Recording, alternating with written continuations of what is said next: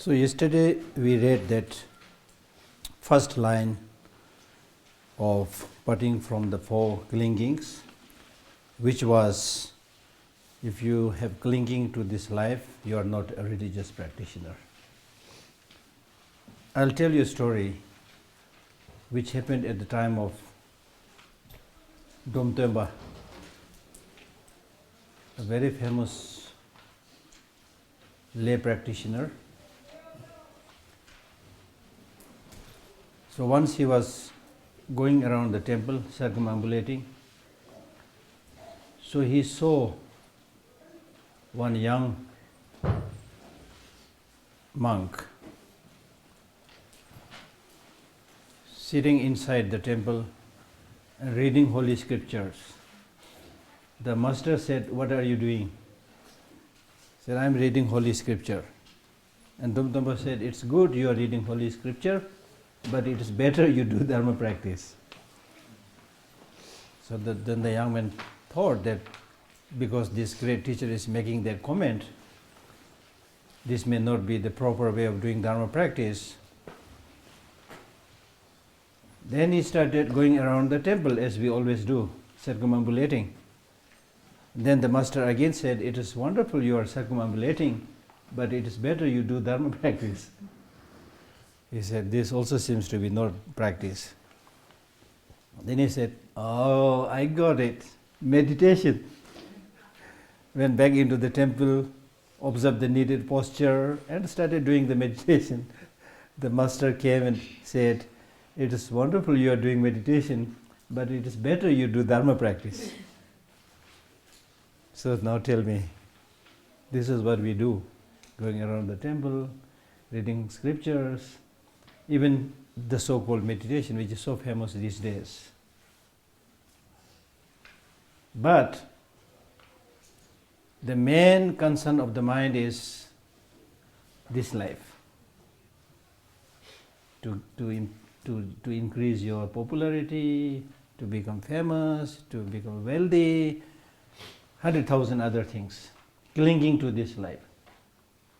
So therefore, when this young monk completely failed to understand what is the process of doing Dharma practice, then he approached that great master, Domtemba, and he said, on all these occasions you said this is good, but it's better to do Dharma practice. So I'm completely confused now. So how to do Dharma practice? Then he said, what do you think he said? He said, "Give up clinging to this life. Make your mind go to Dharma." That's the most difficult part, making your mind go to Dharma. To act as if you are doing Dharma practice is easy. Shaving head is not so difficult. Buying this cloth, not so difficult.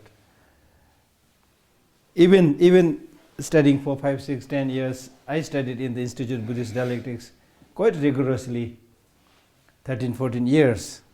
Then also I managed to do it. But when it comes to transforming and changing your die-hard addiction, habit, it is almost an uphill task. So therefore it is really, really important to make our small effort to change our addiction, negative attitude, transform your attitude. Now this is not only Buddhists, but scientists and many thinkers, they are talking about emotional regulation, emotional intelligence. There are so many famous books if you read. Daniel Goleman's Emotional Intelligence. They are like world's #1 best-selling books. And what they are primarily talking about is what has been said in the past by the Buddha. Because now, even if you don't believe in nirvana or future life and things like that, but even for this life, if you let your emotions go wild, it's 100% sure that you will suffer, and suffer terribly, during which hardly anybody can then protect you, help you, because your mind is disturbed. You see? So there is no shortcut. There is no instant enlightenment. Right? So one has to really, it is impossible to give up clinging to this life completely, but relax that clinging a little bit, that tight holding to this life a little bit, with understanding, as we explained the two important points yesterday, with the understanding that I found this very precious human life, very precious, no other animals have it. The rest of the animals, if you watch these days, you can watch the behavior of all kinds of animals. And I watch this behavior of animals regularly. They're mostly after each other, killing each other, eating each other, you see. And nothing much they can do. They live only for eating and then be killed and things like that. Whereas human beings have this wonderful intelligence to bring about even enlightenment, or at least great peace and happiness. But what we actually find in today's world is human beings have become the main source of problem. And this is because of using human intelligence, the powerful human intelligence, in the wrong side, by letting it go after attachment, anger, jealousy, negative computation, division. Division is something that we see all the time, black and white, even in Tibet, even among Tibetans, chokasum, stupid things. Men and women, whatever, 100,000 ways to divide. So it's not only the British who followed this divide and rule policy, but in our own limited, we are all following that kind of divide and rule kind of policy, which is horrible, Because nothing can function and exist successfully if you don't know how to live in harmony. If you look at your own physical system, your body will be healthy and can survive only when the whole system is in harmony. When the lung is getting its function, the heart is getting its function, the brain is getting its function. When everybody is cooperating and working together, then you become a healthy person. If there is a kidney failure, imagine. If there is a heart failure, imagine.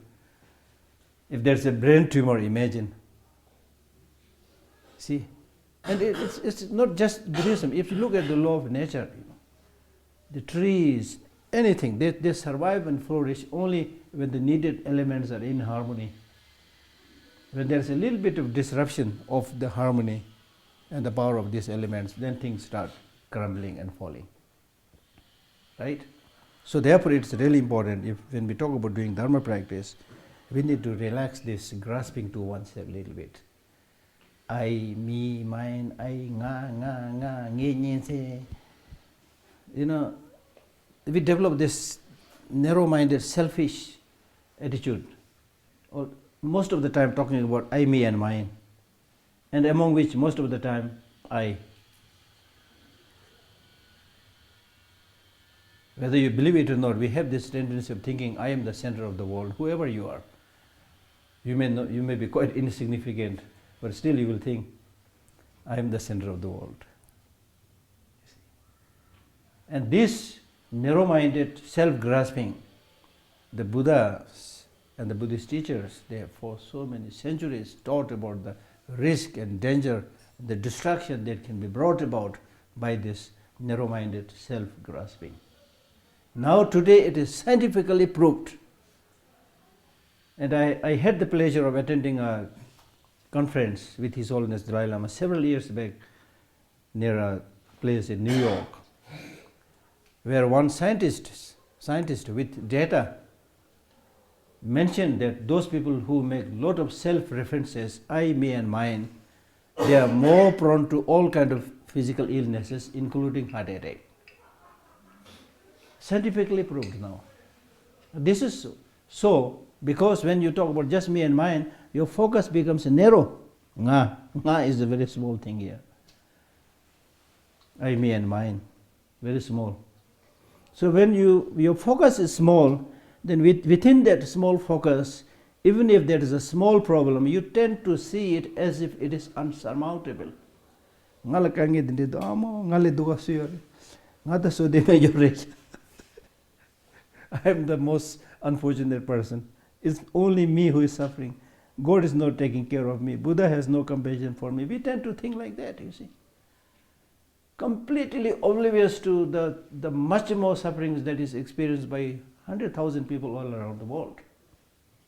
So instead of completely getting bogged down to your personal suffering, if you little bit extend your mental outlook to others who are suffering much more than you, just by that understanding you will say, oh, comparing to these people, I'm much better position. It is a mental perspective. It's a mental perspective. And that perspective itself is very healing for your physical well-being, for your mental well-being, and so forth. So therefore, this text is talking about not to have this clinging to oneself, because if you do that, you are not a practitioner. That's the reason, that's the meaning. It's not saying you don't take care of yourself. Of course, Buddha is teaching the method to take the best care about yourself. And the best way of taking care of yourself is not clinging. That's the point. Because we ordinary people, we think that the more I think about myself, the more I get obsessed, the more I cling, to myself, then I will flourish, I will succeed.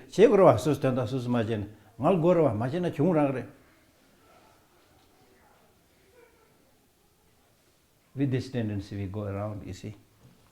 And Panchen Losang, one of the Panchen Rinpoches, wrote a book which some of you should read. I think its translation is also available somewhere, English translation, but the Tibetan version is available. Debate between self-cherishing and the bodhicitta. Self-cherishing is just as we are saying, it says, yes, it's only because of me self-cherishing, who always constantly thought about myself, obsessed with myself, thereby I am able to get all this food, clothing and so forth, which seems quite impressive. And the bodhicitta says the other way around. So there's a wonderful debate. It was the English translation, I saw it somewhere, it's already done, but most of us are Tibetans say, so you can read that, very convincing. So the truth, the reality is, the more you get obsessed, the more you cling to yourself, the more you will suffer. Because you develop this narrow-minded attitude. And in fact, it's important to learn here that if you look at this self-cherishing attitude, which is a negative emotion, plus all the other negative emotions, if you look at the feature of all these negative emotions, all of these negative emotions, they are narrow-minded, having no foundation. Very narrow-minded. For example, attachment. When you develop attachment, I like this book, I like this car, I want only this car, I want only this person, only this person. See how narrow-minded? Only this one. I love only this one. Whereas what is taught in Buddhism is loving kindness. Loving kindness is love all sentient beings. Develop compassion towards all sentient beings. But the stupid attachment is saying, I want only this one. I want to tie my neck only to this person. See? Huge difference. Then look at anger. For example, when you get angry, it is almost impossible to get angry with all the sentient beings in the whole world. You normally get angry to somebody. It's she who created this problem for me. It is he who committed this wrongdoing to me. He. You need a target to shoot. You see? So therefore, this narrow-minded, afflictive emotions, when you develop this, it is suffocating. It is constricting. Constricting. As I explained with this process of getting angry, when you get angry, we all have this experience of getting angry. So you should yourself tell or share what kind of attitude you had, what kind of experience, physical, mental experience you had when you got angry.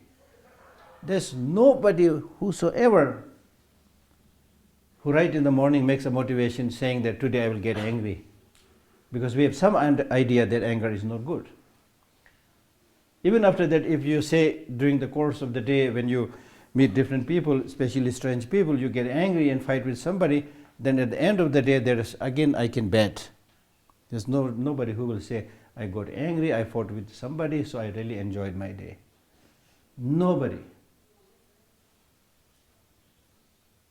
So there are 100,000 like things that you can talk about, the disadvantages of getting these negative emotions, including anger. When you get angry, blood pressure increases, your mind doesn't function, you get back pain, neck pain, immediately. And in the night, you are unable to sleep, you keep on thinking about this person who troubled you, then you keep on changing your sides, not being able to. We all have this experience. You see? And to speak in the modern language, I got a book somebody written. So that through anger and hatred, a country like America loses billions of dollars, billions I'm saying, financially. So it's not that these practices are only good for somebody who wants to stay in the cave, and nothing to do with the society. No. We need to understand, especially young people have to understand this. Because otherwise people will think, because we measure our success in terms of immediate material outcome. So even there, of course this profound Buddhist teaching is not for those material outcomes, but even if you measure in that way, your success, your peace, your happiness, your economical development, so much dependent on the mental quality of the people. Like I always tell this example of McLeodganj. How many people are coming here from all over the world to McLeodganj, spending so much money, making a lot of effort. And then it is because of these people, the shops are running, hotels are functioning, some students or kids, they also get some sponsorship, monasteries get some sponsorship or some help, whatever, you see. This is not because these people are coming here in Meghalaya, not because Tibetans are so handsome and beautiful, no. Really 100% I'm sure. Although we may not be terribly ugly, but it's not the main reason. And then Dharamsala itself, again the place itself is not that ugly, but it's not so beautiful so that you have to make so much effort to come to Dharamsala. Even coming from Delhi to Dharamsala is not easy, you see. So why they come here? They come here because of His Holiness. They come here because of the Buddhist teachings, the good culture, you see. So from that you can now measure the outcome of the financial benefit, even if you want to see from that point of view. And then those who have this kind of practices, there will be no corruption, there will be less exploitation. I mean, imagine if you have all this, the place will develop like anything. When people care about each other, if that is there, it will flourish. But when these things are not there, then you have police and so many securities and other things, check and balances, nothing will function as is happening in all the big cities. There's surveillance, camera, spy camera, whatever is there, but people manage to, they are equally clever, you see. So that's not the solution. There's not the solution. So therefore, of course, as I was saying, don't make a mistake. The teaching is not saying don't take care of yourself. In fact, the Buddha said, self is the protector of the self. One has to take care of oneself. But the way of taking care of oneself is realistic process, not the stupid, short-sighted way. Realistically, think long-term benefit for yourself, for your family. Then if you see what will be good, you will be able to clearly see. The more you live nicely in harmony with others, the better it will be. You see. So therefore, if you cling to this life, if you cling to this life only, then how can you achieve nirvana in this life? Impossible. How can you achieve enlightenment in this life? Impossible. So you are already not talking about nirvana enlightenment. Right? Then gradually you also have to say that there is no future life. That will be the conclusion. Then that will probably lead to the conclusion that there is nothing called mind, which is other than the brain activities, as the scientists are saying today. There's the reason. So then we have all the ancient Buddhist, rich, profound Buddhist tradition, the very foundation is then lost. Then you come back to the material world. And if today's material world is enough to give us that long-lasting peace and happiness, then okay, no problem. But I don't really think so. There's so many areas like beauty, truth, honesty, which are still not the field of science. Many non-physical realities. There was a time when Western science was a part of physics, and part of philosophy. And in the ancient time, the philosophy has a lot of metaphysics. Then it looks like some people, clever people, they said this metaphysics is very difficult to understand. It's talking about divine power. Forget it. Kick out this meta.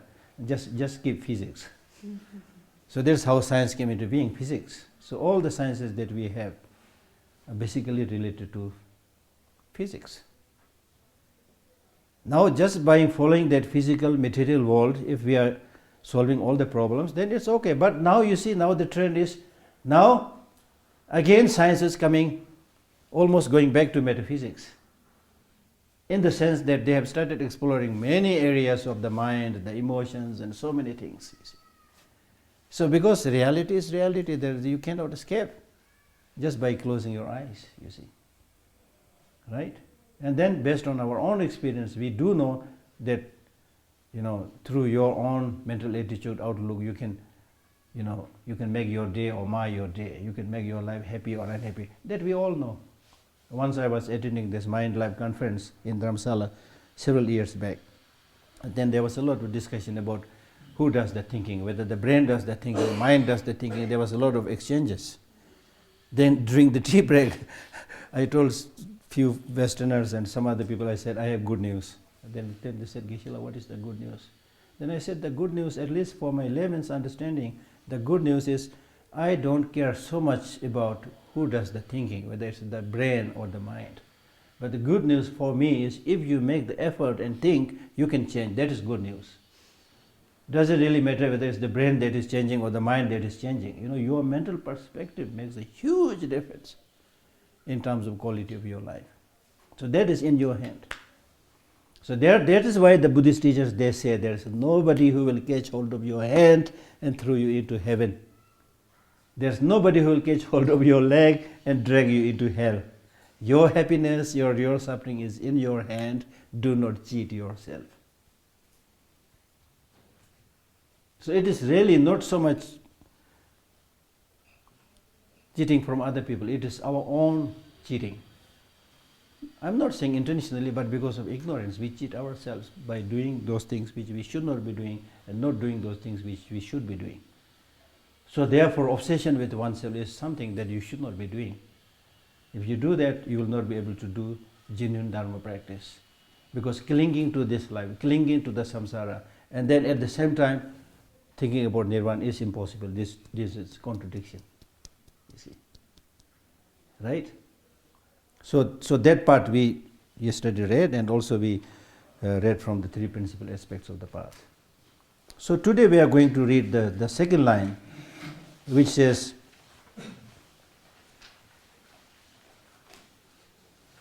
these three realms of samsara are like a poisonous fruit, delicious at first, but ultimately harmful. Anyone who is attached to them must be deluded. It is because of delusion. It's because of delusion we see the glamours of the samsara as wonderful, as good, and we run after that, cling on to that. But the teaching says it's really like poisonous fruit. It looks very nice from the outside, and when you eat it, because it is poisonous, it will kill you.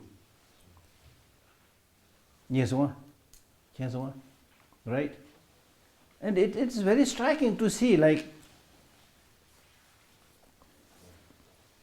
you go to the market and visit a big mall. and see carefully how they are selling their product.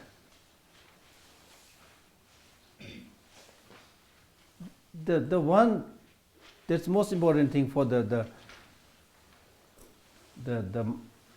merchants, the sellers, is they will wrap everything nicely.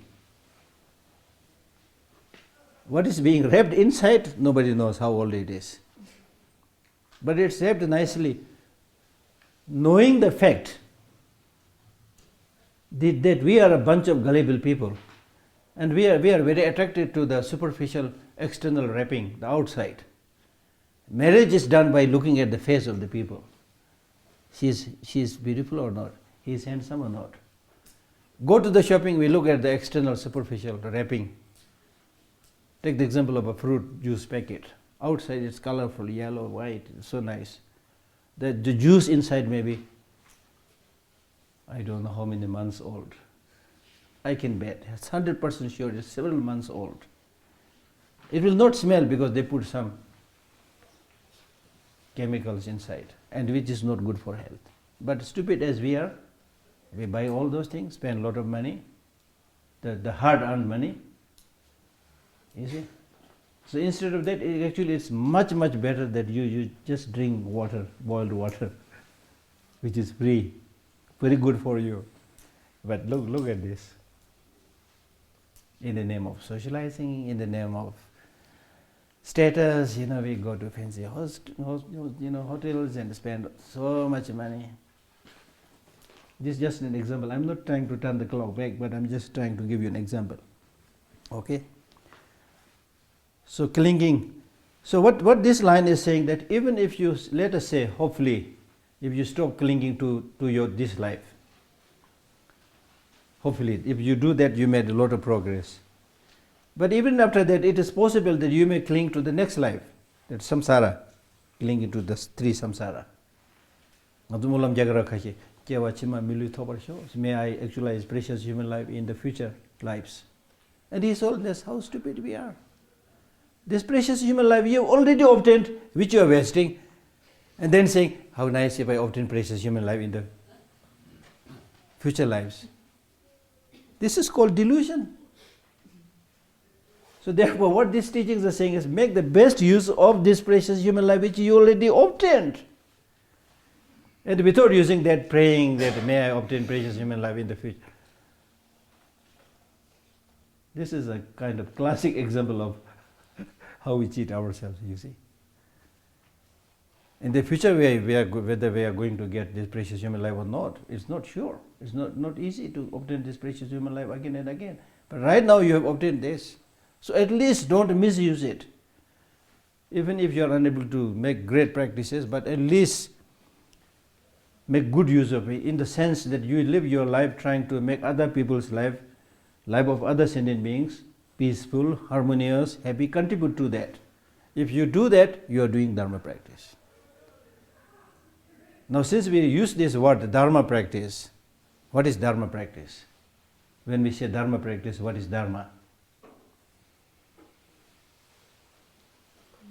Non-killing.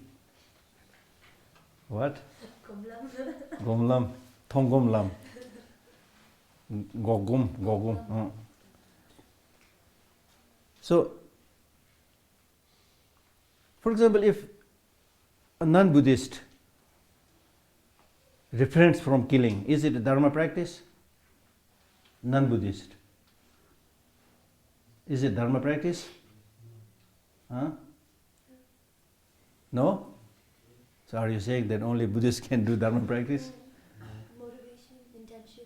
Yeah, they may also have good motivation, they may also have good intention. So then, is it Dharma practice? Yes. Huh? Yes. In a way, yes, you are right. Loosely speaking, you can say it's a religious practice. But here, for the good, strict Buddhist practitioners, what is important for us to remember is, when we talk about doing Buddhist Dharma practice, the word Dharma refers to Nirvana. Whatever practices, including non-killing, etc., that you do with the objective to achieve Nirvana, then that becomes Dharma practice. Otherwise, not the Dharma practice that we are talking about. Tharva thopna samne. Gyaltsen ta di tanda nangchu lawe ditu. Right? So these three realms in samsara are like a poisonous fruit, delicious at first but ultimately harmful. Anyone who is attached to them must be deluded. Now that does not mean to say that you immediately like get divorced from your family. Say that this world has no meaning, that you try to become a monk and nun, throw all your wealth. We are not saying that. We are not saying that. What we are saying is you should see the limitations of the samsaric pleasures and don't cling to it, as we already discussed about not clinging to this life. Similarly, don't cling, don't get obsessed with this by seeing the limitations it can offer. For your long-term peace, long-term happiness, they are more or less irrelevant. With this understanding.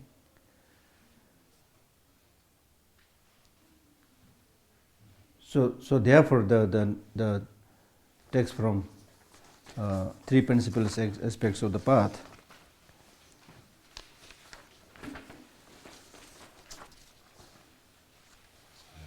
Verse number 6, or what?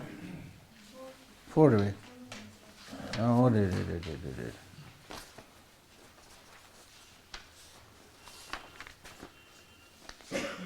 four away. Yeah. 4. Contemplating how freedom and fortune are difficult to find, and that in life there is no time to waste, blocks the attraction to captivating appearances of this life that we already read. Now, second, repeatedly contemplating actions' infallible effects, meaning that whatever positive actions, negative actions that you do, you will have to experience the consequences. There is no cheating here. You may be able to cheat the police, you may be able to cheat your teacher and so forth, but the law of karma is infallible, meaning that sooner or later you will have to experience the result. That means whatever you do, whether you know it or don't know it, it leaves an imprint in your mind, meaning that it becomes a habit, and that habit will gradually produce fruit. For example, I'm sure all of you have this experience that sometimes without any reason, strange ideas come in your mind. Sometimes without any reason, you or without any special communication, you just get the reflection, oh, that today I'm going to meet this person. And you do meet that person. How these things happen? And also when we go to the marketplace with different people, you may be seeing somebody for the first time, but you feel like talking to that person. Then equally there is another person who also you are meeting for the first time, but you feel like unhappiness by seeing that person without any reason. This probably is related to your past life's experiences. You see. Right? So therefore, whatever you do, you will have to experience the result. So repeatedly contemplating means this understanding will not come in your mind with just one thinking or two thinking. So you need to repeatedly think about this, how this is possible. Repeatedly contemplating actions' infallible effects and the sufferings of cyclic existence blocks the captivating appearances for future lives. Meaning that when you think that one, there's no escape from experiencing the result if you had committed a negative action. Second, so long as you are within the samsara, it doesn't really matter whether you are in the samsara in this life or in the samsara in the future lives. The problem is same. The problem is same. So therefore, when you are able to understand the limitations of the life in the samsara, and what is samsara? Korwa sena kare.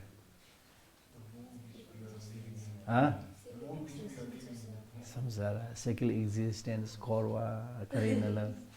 This very psychophysical aggregate is korwa. Mazu papa ki nangmi khashi lagre. Nangla lega mangboyin. Ta korwa kordiyo se nangla. Di korwa di mare. Korwa means this psychophysical aggregate itself, which is a product of negative action and contaminated contaminated action and afflictive emotions. Because we have this kind of psychophysical aggregate, therefore we are prone to all kind of problems, difficulties. We are susceptible to all kind of ups and downs because of this very nature of this psychophysical. Di khorwa. Dunge khorwa chen phungbus. So to come out of samsara means basically to take a life which is not subject to the dictates of contaminated action and afflictive emotions. To take a life which is not prone to afflictive emotions, which is not prone to sufferings. Now look at this. This is made of flesh, bones, fragile things inside. You know, very especially if you look at the internal organs, they're so fragile. So fragile. And then Buddha's teaching, impermanence, is so clear. Outside it looks okay, it's plastered, all the fragile things are put inside, in the very center. Then it's covered with the ribs as a cage, Then plastered with flesh, and then covered with skin. Skin also dermis, epidermis, different layers. I told you this story many times. Once I was flying from, I think, America to India, probably after a transit in Germany. I read about this modern packaging system. That was very convincing to me. And in that article it says, whatever is more fragile, they are packed more carefully and more nicely. So with that reading, I got the understanding, we are very fragile, impermanent, because we are packed so nicely. Packed so nicely. So from there I got the temptation that we should hang on our neck a placard saying, fragile, handle me carefully. It's really like that, absolutely like that, because people are very fragile, The words you say, they'll get hurt. Things you do, they get hurt, you see. Very fragile. And therefore Nagarjuna said in his letter to the friend that to go to bed and sleep and that to be able to wake up next morning is a magic and mystery. Because the distance between life and death is just this breath. If you breathe out, could not breathe in, that's called future life. Kevachima. You don't have to buy a special train ticket or air ticket and go somewhere, no. It's that easy. So therefore, that is the reason that when you go to bed, tomorrow being able to wake up, appreciate that. I'm really lucky. Again I got this wonderful, precious human life. Again I got another day to do wonderful things which you are able to do in many ways. You see? And then that will also, when you understand this impermanence of fragility of the body, that will also help you to take more care of your body. When we don't understand this fragility, imagine the food habit that we have. We put everything in our mouth. I like sour, I like bitter, I like hot, put everything. Imagine. How can you be healthy? So this understanding of these teachings will really help you not only improve your mental health but also physical health. And today it's scientifically found that people who have more compassionate, patient, tolerant attitude, they are physically much better. Much better. Because the sufferings that you get are very much related to your thinking. Right? So repeatedly contemplate. So these words, Tsongkhapa was very prolific writer and very careful. Each and every word that he chooses has a meaning. He says repeatedly. There will be no effect if you think about action and their result just today and then forget for the next 7 months or 7 years. Then again go to a teacher and listen. That will not help you. Repeatedly. Somebody once asked me this question, Geshe, when we receive a tantric initiation, then the master says, you do this 6 session Guru Yoga practice. Why do you have to do this 6 times? which looks like a good question. I also had that question before. Why it will be simpler if we do it three times or maybe 2 times, 6 times too much. And I could not answer. Then later I thought, I found an answer. So these days when people ask me such questions, then I answer by saying, okay, wait. First I will ask you a question and answer that question. How many times you eat? For the body, how many times you eat? Breakfast, lunch, definitely dinner, then in between, Kit Kat. So many other things right? So for the body you need to 5, 6, 7 times you have to eat. Then why not for the mind also? The formula, the process is similar. So that's what he's saying, repeatedly contemplating actions and infallible effects. And the sufferings of cycle existence. Sufferings of cycle existence also is not just saying that even if there is no suffering, you think about the sufferings of cycle existence. Sufferings of cycle existence is rampant. It is very much there. So understand that. And then if you think like that, then it will stop. This will block the captivating appearances of future lives. Because the future lives, it may be very captivating, Even in this life, you plan for the rest of your life. I'll do this next year, I'll do this year, then I'll become this, You make a lot of plans.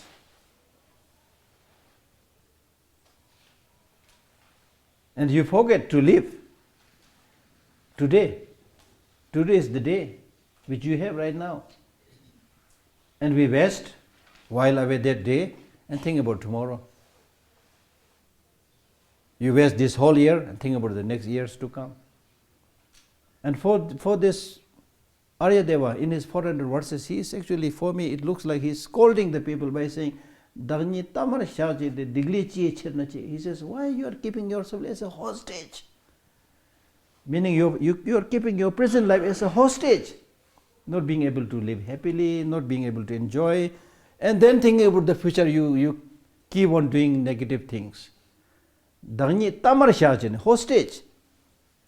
Because you are not enjoying right now. You are only planning for the future. And for that future, you are committing sins. Very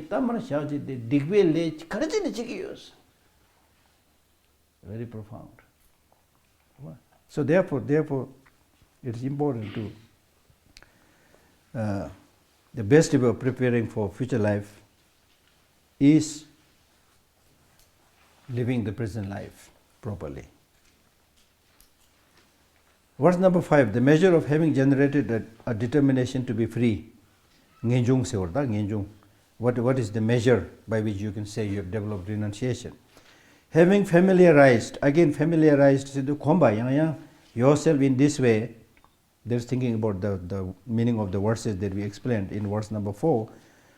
In this way, if you do not generate admiration for the prosperity of cycle existence even for an instant, that means if you repeatedly think about the lackluster or the sufferings of the samsara repeatedly, then as a result, if you don't see any appreciation or admiration to the cycle existence even for a moment,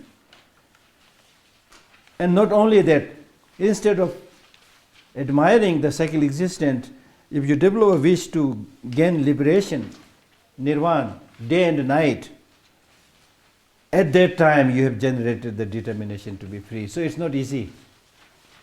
The measure by which we can say you have developed genuine renunciation is that you don't have an inch of attraction to the samsara, and day and night you long for nirvana, then that is the measure. In our daily life, it happens in the cases of some bodily experiences. When you are looking after something, you day and night think about that. You see, you dream that person or whatever. You see, so that kind of attitude has to be there. So now here, this is not easy to completely, forget about the admiration to the samsara, cycle existence, and day and night long for nirvana. But what we can start doing is, for example, you think about the benefits of bodhicitta, think about the benefits of renunciation. Read the text, take refuge, cultivate bodhicitta, read the text repeatedly, and especially before sleeping. do little bit of this repetitions on bodhicitta, renunciation, things like that, and then with some prayer go to sleep. In the dream, in the night also you will repeat many of these verses. That's how we can get used to it happens actually. Because the good news with the mind is, the mind can be trained in whatever area you want to train it. There's nothing that will not become easy if you train your mind. So don't think it is difficult. Get rid of this ghost difficulty. Right? So it's important to start doing that, and you will then start experiencing. Like for example, just before sleeping, if you think about His Holiness or Buddha, do some meditation and sleep, it's very likely that you will see him in the night few times. And when you get more and more used to with that, it will become a regular phenomena. Right? So these things doesn't happen because we don't contemplate, don't meditate, don't make effort. Instead, just before sleeping, we see a horror movie or a movie on sex, whatever you see. So you see the same thing in the night. You get nightmare, fighting with you are the hero and then fighting with somebody, you see. Because in the dream you are always the hero. Right? Right? Because this shows you are grasping to yourself. So with this practice now make sure that someone else becomes the hero, not just you all the time.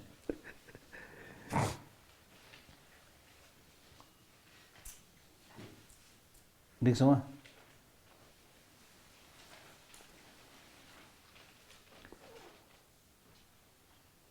So that we'll read a few verses quickly, I think. So next point is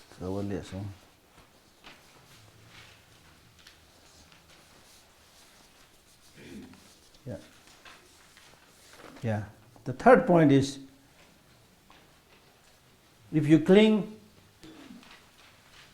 to your self-interest, you are not a bodhicitta. You are not a bodhisattva.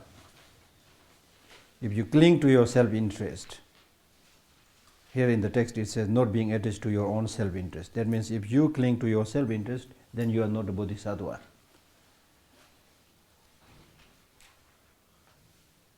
So Sakya Pandita, he writes, attachment to your own self-interest is like nurturing the child of an enemy.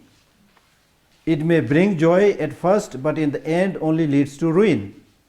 Just so, attachment to your own welfare brings happiness in the short term, but eventually leads you to the lower realms. There's no need to explain this, it's quite easy. It's like nurturing the child of enemy. When the child of the enemy grows and realizes that this person who is looking after me has killed my father, mother and so forth, the child will revenge. So like that. It may bring joy at first. Like for example, if just for your own simple pleasures you go after this, you may get some joy, some kind of sensual pleasure. But in the long run, it will harm you. And today the world is after sensual pleasures. Hardly anybody is working for cultivation of the mind. And what is flooding in the market is to fulfill the needs of these sensual pleasures. Something to see, something to smell, something to taste, something to hear, something to touch. That's what is, those 5 sensual objects is flooding in the market. And hardly anybody has time to employ the real boss. The real boss is not the 5 senses, but your mind. Your mind is your boss. So if you let the boss go wild, in other words, if your boss is a dictator, a terrorist, then how can you, as somebody controlled by that dictator, that terrorist, how can you even have happiness? So right now our mind is controlled by the dictators, the terrorists, the self-cherishing attitude, the self-grasping, ignorance. They have captured the headquarters of our mind and they are relaxing, sipping nice cup of tea, whatever.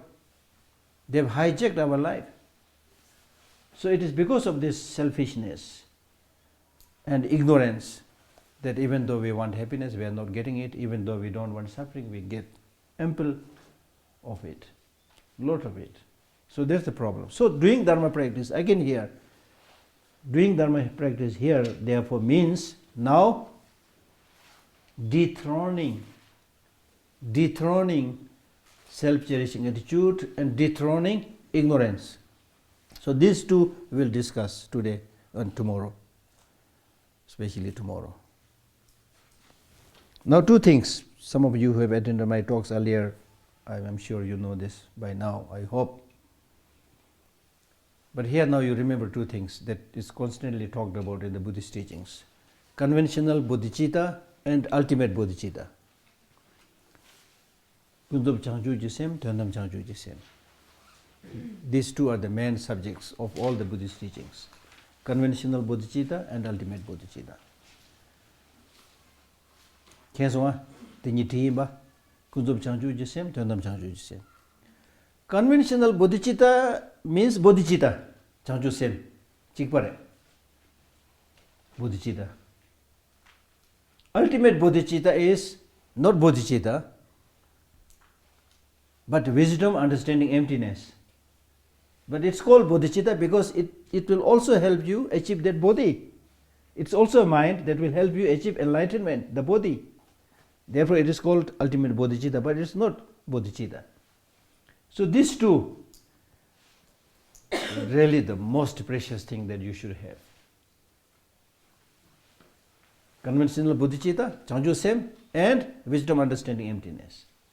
Why these two are so important? Just as the self-cherishing attitude and ignorance are the bosses of all the negative emotions, similarly, bodhicitta and wisdom, understanding emptiness, these two are the bosses of all the virtuous practices. Now our task as a Dharma practitioner is to uproot, banish, kick out the two sworn enemy, the two negative bosses. What are they? Tahako Chegurda. Tahako Chegurda. Now you must understand this. Take this when you go after the teaching tomorrow. Otherwise you'll go empty-handed. The two sworn enemies are ignorance and Tahako Chegurda Yakutakda. Now self-cherishing attitude doesn't mean that you should not cherish yourself, you do not take care of it. No. Self-cherishing attitude is negative here. Meaning, self-cherishing attitude means thinking just about yourself and completely forgetting about the needs of others. This self-cherishing attitude. There's one enemy. The second enemy is ignorance. Ignorance is not just lack of knowledge, but misconception of the reality. Ignorance is not just lack of knowledge, but misconception of reality. Now what is reality? Reality is that everything is interconnected, interdependent. But this ignorance, which is misconception of reality, thinks that things have independent existence, inherent existence, absolute existence.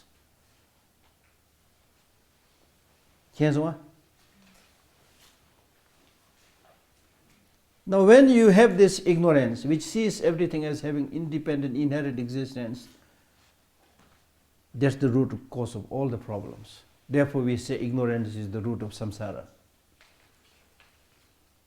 Because when you see everything as having independent, inherent existence, then huge problem arises. Because when you like somebody, not only you like that person, you tend to see this person 100% beautiful, 100% good. And what is wrong with that? It's not realistic. That person may be good, but not necessarily 100%. When you see this person, wow, 100% good, what is the problem? You get obsessed with it. I must have this, without which I'll die. Obsession. You become blind. That's how we deal with our relatives. My relatives, they're 100% good. You develop so much obsession and attachment, which leads to problem. You are unable to see the reality. Then those other side, like enemy, which you don't like, again with this tendency to see things as having 100% inherent objective existence, you tend to see that enemy 100% horrible, unchangeable, in and out negative. Now if you have that kind of attitude with your enemy or person you don't like, how can you have negotiation? How can you have dialogue? How can you have discussion? That's why despite the senseless torture, mistreatment done by the Chinese government, he's always talking about negotiation, dialogue. You see? And those of us who don't have that understand, how can we have dialogue with this sworn enemy? You see? So we see everything in white and black terms. And therefore what the Buddha taught was, no, it's not like that. He taught about the middle way. Things exist, but do not exist independently. Things exist, but do not exist independently. Therefore things are interconnected, interrelated. Now when we say things are interdependent, interconnected, it's really saying that we can change things.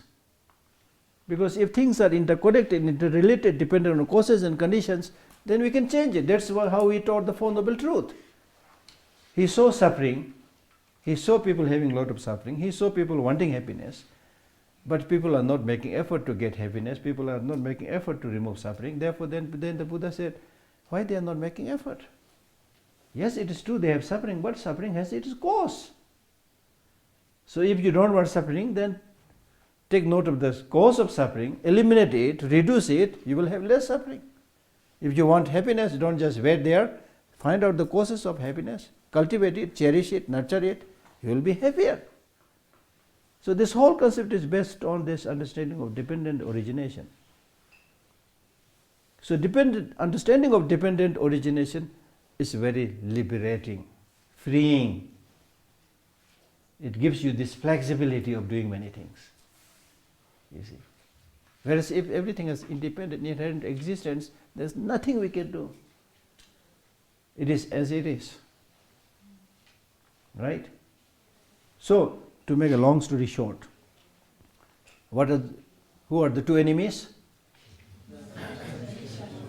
Little bit louder. Self-cherishing attitude and ignorance. What is the meaning of ignorance? Misconception of reality, meaning seeing things as having inherent independent existence. Now what are the two counter forces against these two horrible enemies? Bodhicitta and wisdom, understanding, emptiness. Repeat this again and again, otherwise I am not going to proceed further. So who are the two counter forces? Wisdom, emptiness. Bodhicitta is counter force to what?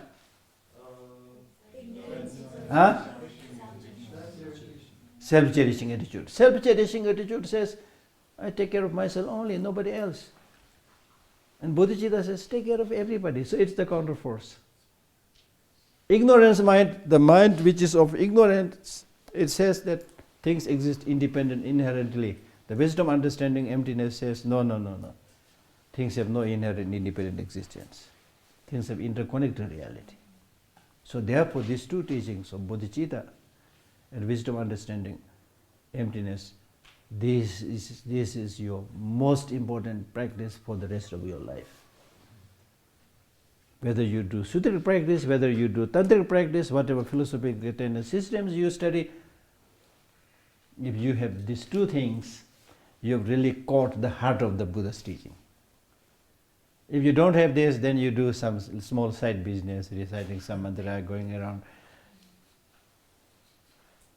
And the more you think about this, the more you think about these two qualities of bodhicitta and wisdom, understanding, emptiness, the more you will be like amazed by the richness of these thoughts, the usefulness of these thoughts. One very famous teacher from Kinor, Khundu Lama Rinpoche, he wrote a text called Praising the Bodhicitta. But he says, if you are happy, meditate on bodhicitta. If you are unhappy, meditate on bodhicitta. If you want success in this life, meditate on bodhicitta. Success in the future life, bodhicitta.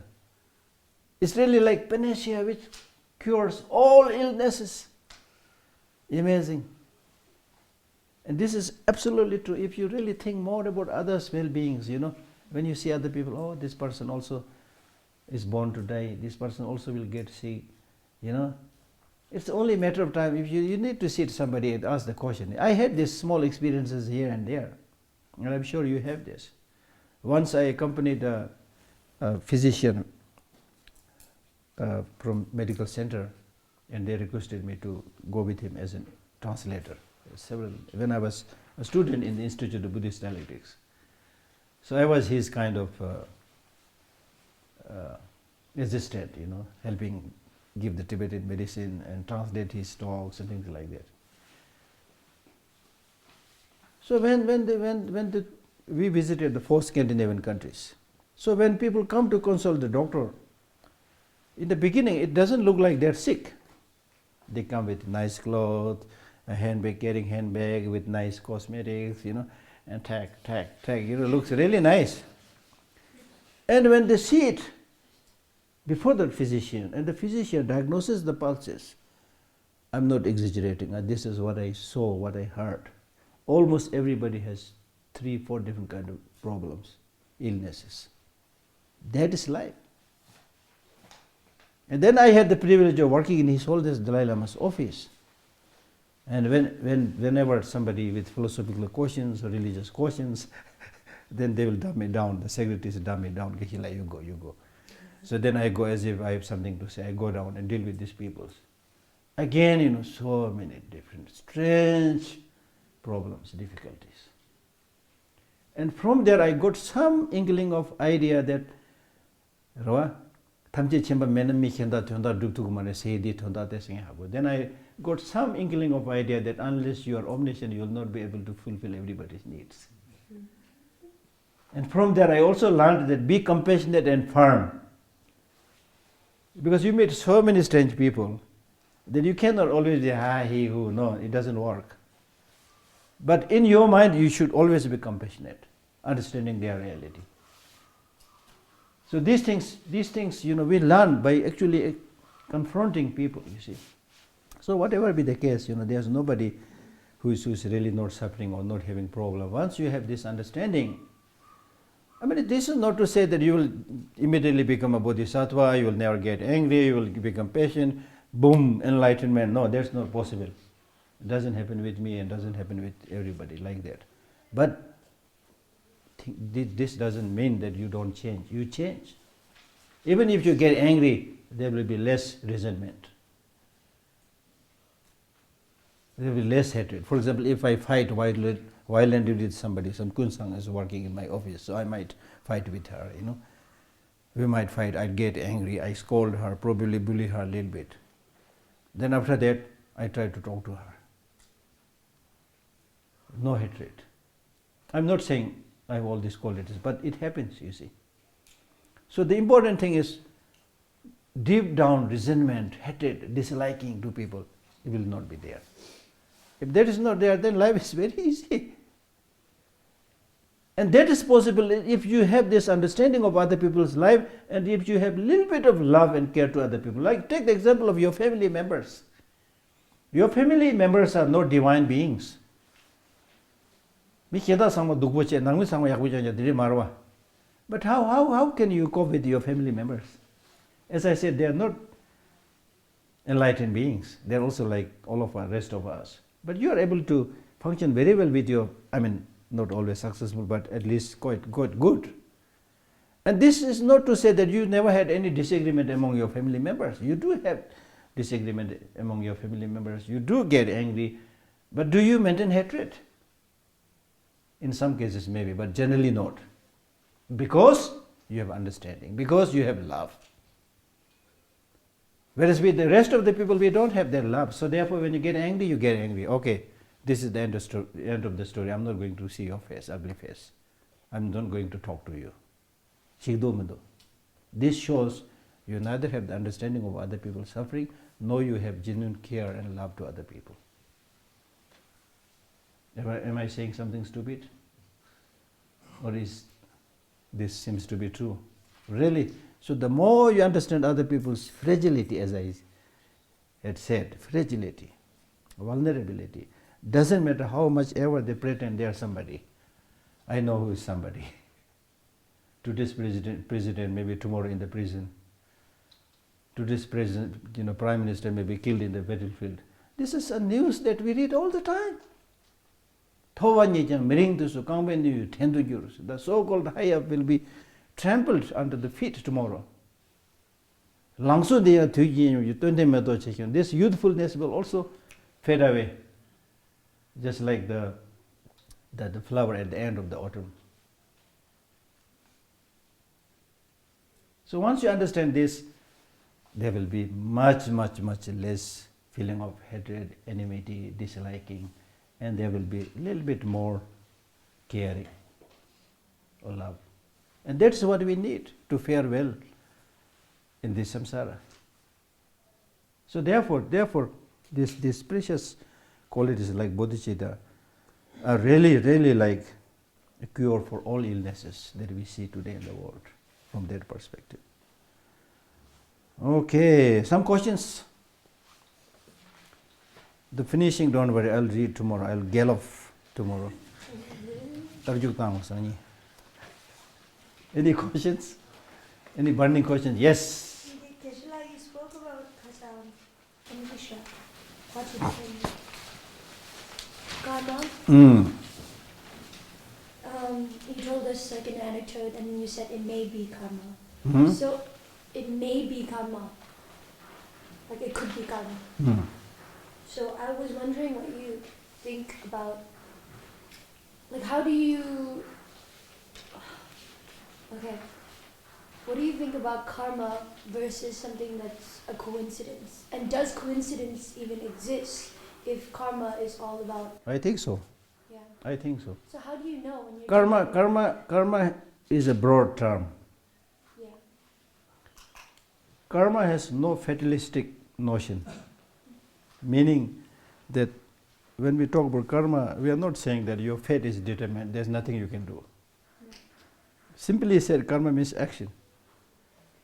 So depending upon your action also not necessarily actions of past lives. Right. It may be the action that you did this morning, that's your karma also. So whatever kind of activities or actions that you do, it will have its consequences, the fruit. That is basically called law of causality. So much of the things that we experience are related to our activities in that way. But at the same time, we talk about causes and conditions. So sometimes it may not be just karma, but also there are some activating forces. But it's very difficult. This is a very difficult question. It's very difficult to make a clear-cut demarcation. And I remember his always saying, like when we talk about karma, we are primarily talking about the experiences that we get, the happy experiences and suffering experiences. So that is dependent upon our actions in the past. Now, for example, if suddenly there is a wind, strong wind, and a lot of leaves fall from the tree, we will not say this is karma. No, we are not so stupid to say things like that. But if the tree falls and hit your head and it kills you or you're wounded, due to karma. It's related to your experiences. So that's how we define. Okay? Any? Yeah. Geshe, you have mentioned that your mind is a boss. Huh? Your mind is a boss. Boss, exactly. And then you also mentioned that you have to control your own mind. Exactly. And who is that you? I'm not a little confused with things that you Exactly, very good, very good point. This question of who is the I, who is the you, is a very complex question that in the Indian philosophical tradition and also in the West, in all the philosophical tradition, they asked about this question about who is the I or the you for several thousands of years. Still they are asking this question, still you are asking this question. So in the highest Buddhist teaching, in the Madhyamika teaching, it makes a distinction between the mind and the you. Because, for example, when I say, my mind is not happy, my body is not happy, so you are making a distinction between the body and the mind and the I. So I is the possessor of the body and the mind. And mind and body is what is being possessed by the I. So that is trying to show that there is something called I which is separate from the mind and body. But if you ask me, how will you show that? How would you demonstrate that?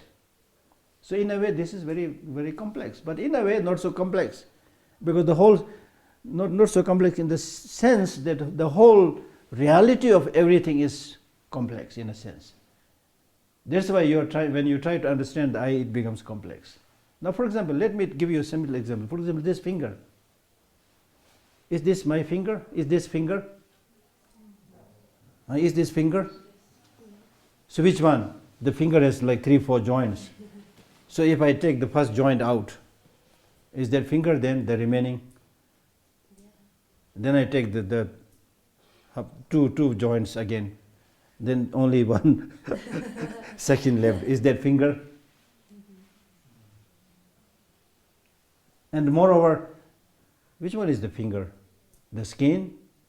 The bones inside? So what I'm trying to say is, with each and every phenomena, if you try to pinpoint by peeling off the layers it has, the features it has, you will not find anything. And that is one reason why we say that everything comes into being by depending on multiplicity of causes and conditions. If you take out all these factors and then try to get something as an essence, you will never get it. It's like banana tree or onion. People who have no idea about banana tree or onion, they might think there must be something like essence, hard core. But you feel, you'll just, what you find is peel after peel, peel after peel. It's really like that. So these are like, that's why Tsongkhapa, very famous teacher who wrote these 3 principal aspects of the path, when he wrote this another beautiful text called Praising the Dependent Origination. Praising the dependent origination. What he was saying in that text is, he was praising the Buddha by praising dependent origination that the Buddha taught. And he said, he was such a great thinker, Buddha, Tsongkhapa. But he repeatedly says, Buddha, how did you figure this out? This meaning of dependent origination, where things exist, but you can't lay your hands upon any of these things. It's almost like magic and mystery. Doesn't mean things exist. Things exist. They exist like a dream, like a hallucination. The more I think about it, the more I'm amazed. How did you figure this out? So today the science is going a little bit towards that direction when they talk about the general theory of relativity or special theory of relativity. And these days now they are talking about the wave particle duality. When you thought it's a wave, it becomes a particle. When you thought it's a particle, it becomes a wave. You see? So when you try to lay your hands upon that object and try to catch it naked, you will never get anything. Not the eye, even the mind, even the body. So at this point, all I can say is it's just a designation, like any other thing. I is just a designation. But now this is complicated. Therefore, it's not enough that you attend few sessions. You need to start studying a little bit rigorously to understand these things. These are quite complex.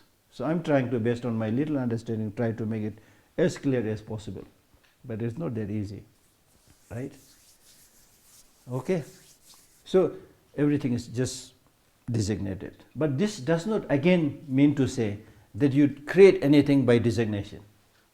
I cannot make this book become a brick of gold by thinking this is not a book, this is a brick of gold, and then boom, you have a brick of gold. Geshe Lhakdor becomes wealthy overnight. No, it's not possible.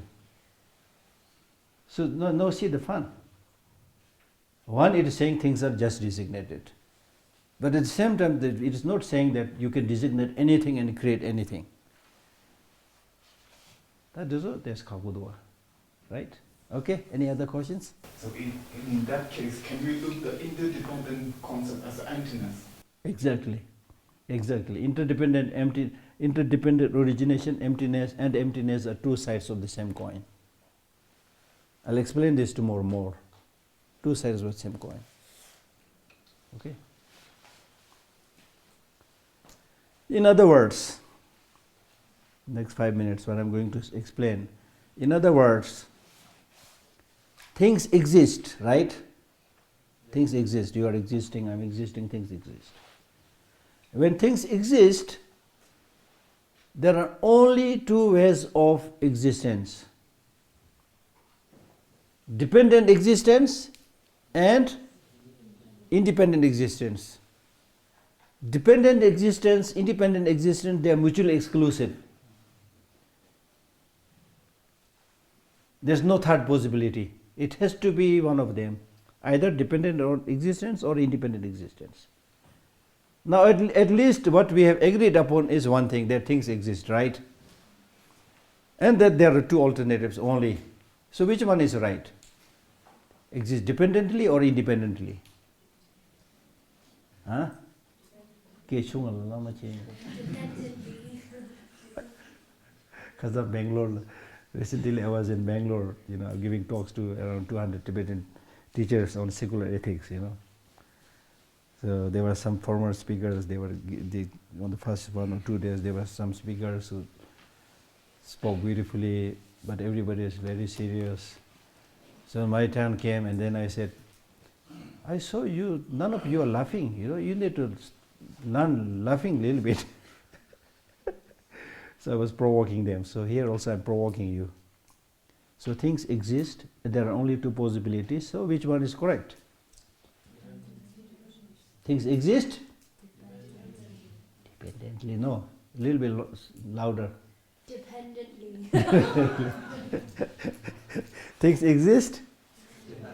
Dependently. Therefore, there is no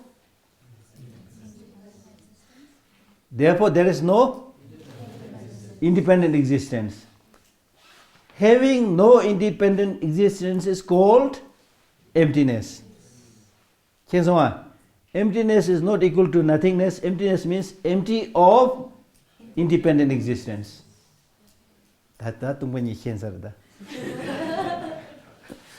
Master of emptiness now.